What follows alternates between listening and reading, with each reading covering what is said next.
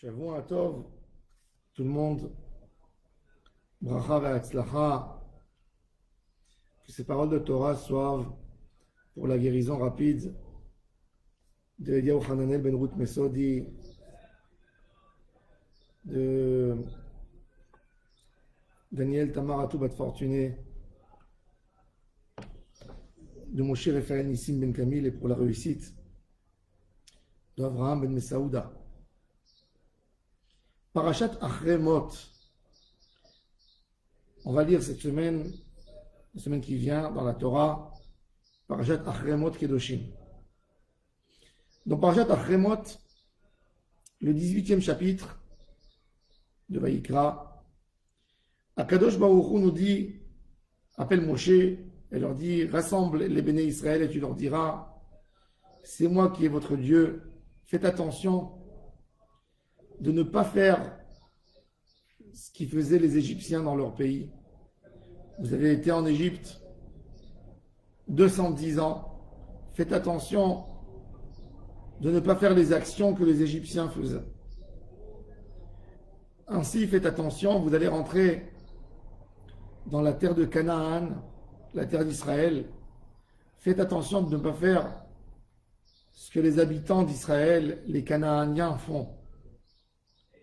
Et la Torah, elle partage les choses en deux. Elle nous amène ici tout de suite dans le chapitre qui va venir.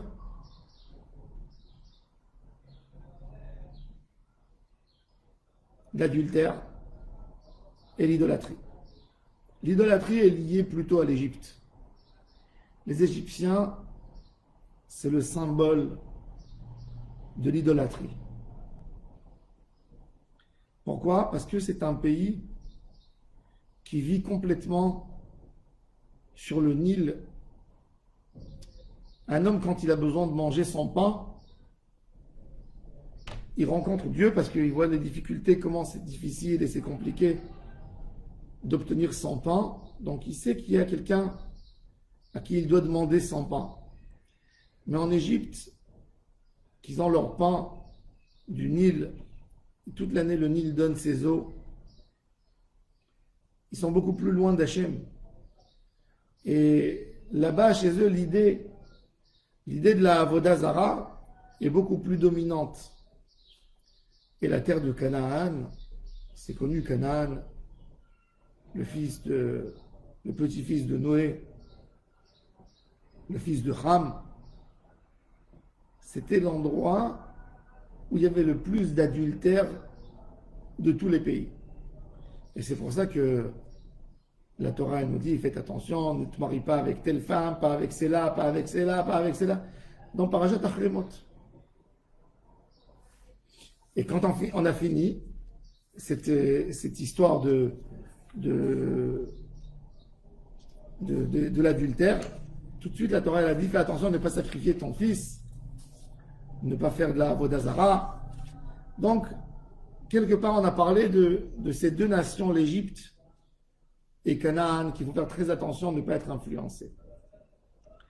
Et la Torah nous dit Kemaase Eretz Mitzrayim asher yeshavtem ba lo ta'asu ubechukotehem lo telechu. C'est un décret, un ordre général. Tu ne me dis pas, ne fais pas telle action, puisque toutes ces actions qui sont mentionnées, ne se marie pas avec telle, ne va pas avec telle femme, c'est déjà écrit. Donc, qu'est-ce qu'il veut dire le texte? C'est un texte général. C'est quelque chose qui inclut beaucoup de choses. Et Rashi nous dit, faites attention, n'allez pas dans les théâtres où ils ont l'habitude d'aller. N'allez pas dans les stades où ils ont l'habitude d'aller. La Torah nous dit quelque chose d'extraordinaire. Un homme est influencé pas par un acte, par un comportement général. Comment un homme s'assimile dans son entourage? C'est pas par l'acte. Un homme a peur de faire des actes qu'ils font eux. Mais quand tu vas dans les endroits où eux ils fréquentent, dans les malls, dans les théâtres, dans les stades, c'est là où tu te fais influencer. Il faut savoir qu'un rachat, un homme qui conteste la présence divine d'Hachem, tu n'as pas à dire, bon, je ne suis pas à côté de lui quand il parle contre Hachem, mais dans les autres choses, je vais acheter chez lui quelque chose, je vais travailler avec lui. Moi, je ne suis pas d'accord sur ce qu'il dit, sur son principe, je ne suis pas d'accord. Mais les autres choses, je peux travailler avec lui, je peux collaborer avec lui. Non. Quand un homme n'y croit pas en Dieu, tout ce qu'il fait dans sa vie, même les choses quotidiennes de tous les jours, les choses banales, il y a dedans de la kfira. Quand quelqu'un il a une tava d'adultère, même quand il mange, il pense à ça. Tout ce qu'il fait, même qui n'est pas lié à ça, ça touche ça. Et c'est pour ça qu'il faut s'éloigner de tout.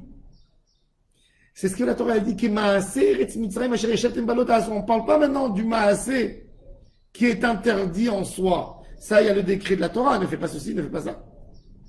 Même ce qui est autorisé, c'est ce qui te dit Rashi. Ne va pas dans leur théâtre. Dans un théâtre, voir une scène, pourquoi pas?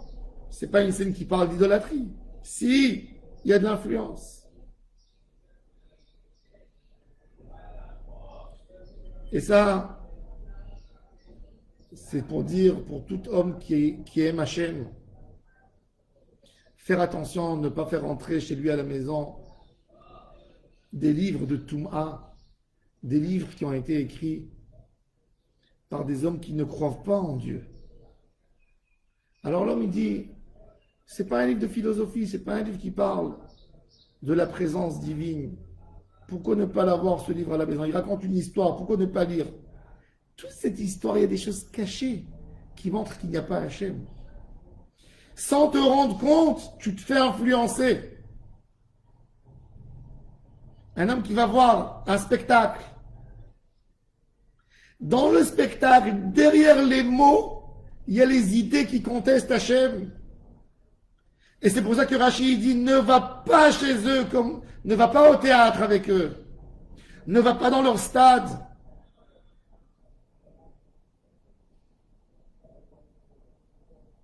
Vous savez, dans l'endroit où on fait les films, où on fabrique les films, il y a des spécialistes qui sont là pour donner une idée, un sens derrière ce qu'on voit. Et quand un homme qui n'est pas Yireh Shamayim, il fait ça, il veut te faire croire quelque chose. Quand il te montre une souffrance et il dit derrière, alors il est où celui d'en haut? Mais après il passe tout de suite à quelque chose d'autre. Il t'a semé en toi les graines de la kéfira, de Kfirut Chas v'Shalom. Et c'est pour ça qu'on n'a pas le droit de collaborer avec les Rechaim, les gens qui n'y croient pas en Hachem, même pour faire des mitzvot.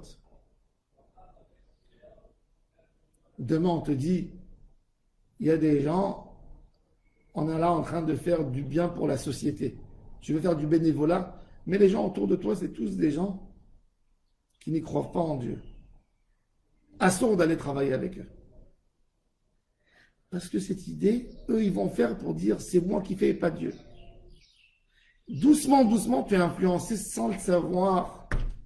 Le Rambam nous dit, c'est plus fort que l'homme, l'influence de son entourage. Regardez comment on est influencé par notre entourage par rapport à la mode, par rapport à la saison, par rapport aux tendances, par rapport aux couleurs. L'homme a influencé, qu'il veuille ou qu'il ne veuille pas, il est influencé. Et c'est pour ça que le Rambam nous dit qu'on a besoin de faire tellement attention à être toujours dans un entourage de Ovdei Hashem, de Yireh Hashem, pour ne pas être influencé par le mal. L'influence indirecte est beaucoup plus dangereuse que l'influence directe, parce que quand il y a quelqu'un qui vient, qui se bat avec toi sur quelque chose, sur une idée, il te dit, moi je vais essayer de te convaincre qu'il n'y a pas Hachem, tout de suite, dans ton cœur, tu dis non, ben moi je vais lutter contre toi. Donc tu n'acceptes pas ces paroles qu'il veut dire. Mais quand quelqu'un dans son indirect, il se comporte comme s'il n'y a pas Hachem, c'est là que tu as influencé. Et c'est pour ça qu'il faut faire très attention. Et ce décret spécial, c'est un débat que tu as besoin de toi, de faire très très attention, de t'éloigner de leurs idées d'égoïsme. Combien on a besoin, aujourd'hui on a besoin de lutter jour et nuit. Quand quelqu'un il lit le journal, quand quelqu'un il ouvre la télévision, quand quelqu'un il entend la radio, quand il voit ce qui se passe, il y a de la kfira partout dans le monde. Et on a besoin d'avoir ce pasouk devant nos yeux jour et nuit.